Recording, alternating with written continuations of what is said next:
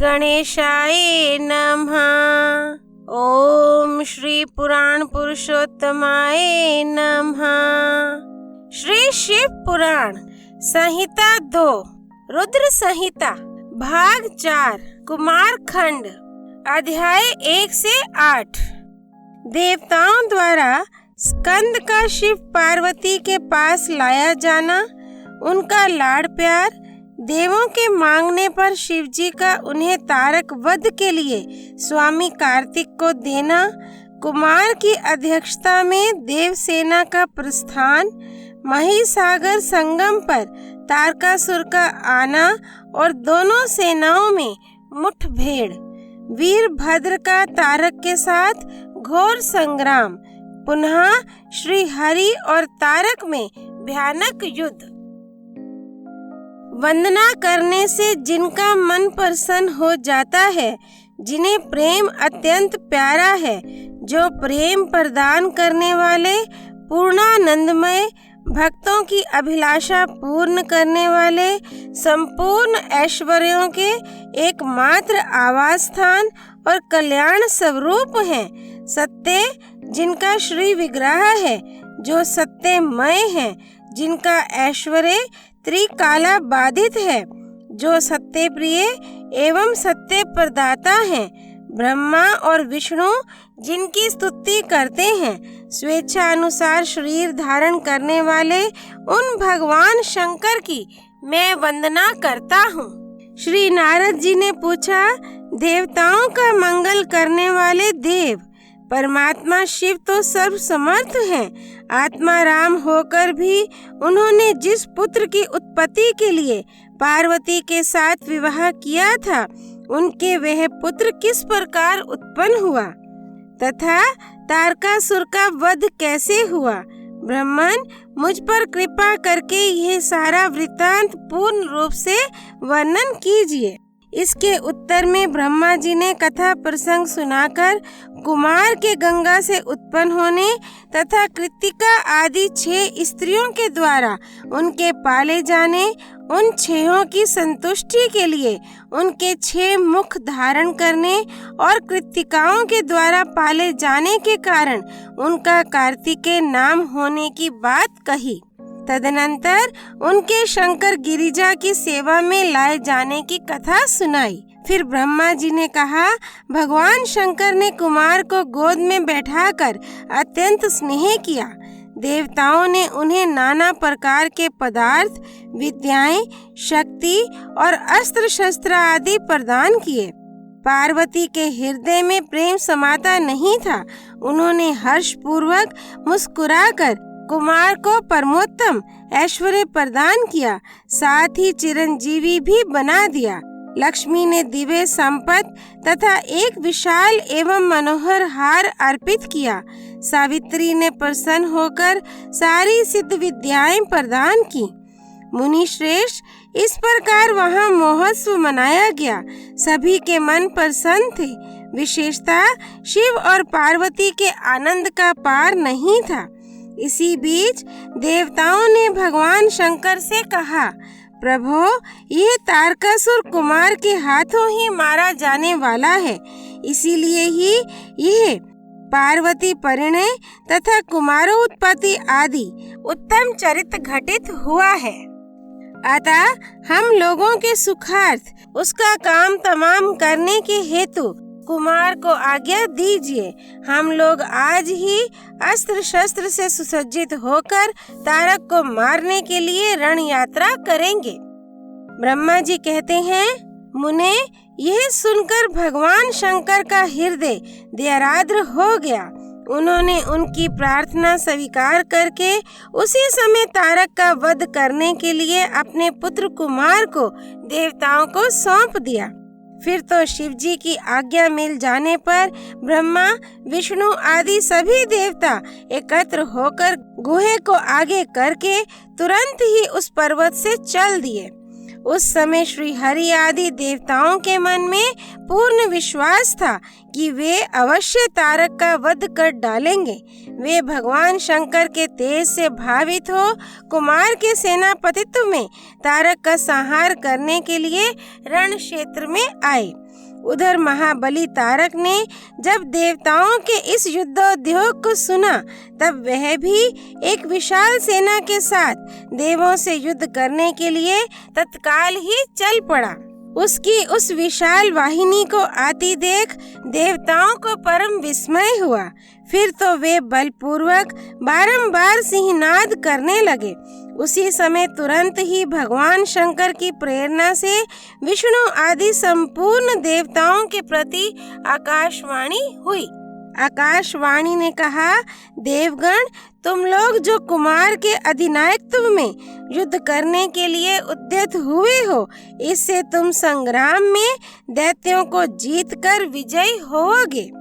ब्रह्मा जी कहते हैं, मुने, उस आकाशवाणी को सुनकर सभी देवताओं का उत्साह बढ़ गया। उनका भय जाता रहा और वे वीरोचित गर्जना करने लगे।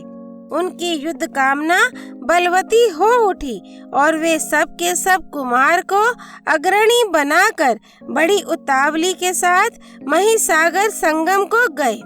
उधर बहुसंख्यक असुरों से घिरा हुआ वह तारक भी बहुत बड़ी सेना के साथ शीघ्र ही वहां आ धमका, जहां वे सभी देवता खड़े थे। उस असुर के आगमन काल में प्रलयकालीन मेघों के समान गर्जना करने वाली रणभेरियां तथा अन्यान्य कर्कश शब्द करने वाले रणवाद्य बज रहे थे। उस समय तारकासुर के साथ आने वाले दैत्य ताल ठोंकते हुए गर्जना कर रहे थे। उनके पदाघात से पृथ्वी कांप उठती थी। उस अत्यंत भयंकर कोलाहल को सुनकर भी सभी देवता निर्भय ही बने रहे।